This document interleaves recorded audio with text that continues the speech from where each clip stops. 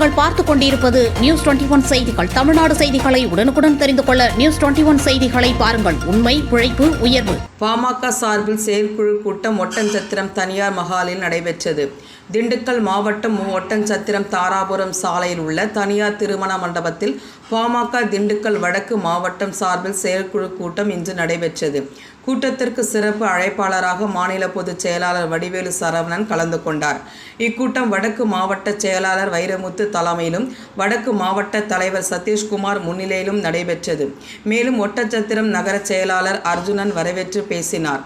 மாநில பொதுச் செயலாளர் வடிவேலு சரவணன் பேசியதாவது: மே மாதம் 11ஆம் தேதி நடைபெற உள்ள சித்திரை முழுநிலவு மாநாடு மற்றும் கும்பகோணத்தில் நடைபெற இருக்கக்கூடிய சோழமண்டல சமய சமுதாய நல்லிணக்க மாநாடு குறித்து கட்சி நிர்வாகிகளிடையே விரிவாக பேசினார்.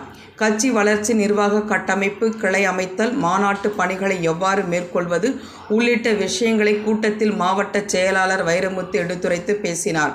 இக்கூட்டத்தில் மாவட்ட ஒன்றிய கிளை நிர்வாகிகள் பலர் கலந்து கொண்டு தங்கள் மேலான கருத்துக்களை தெரிவித்தனர்.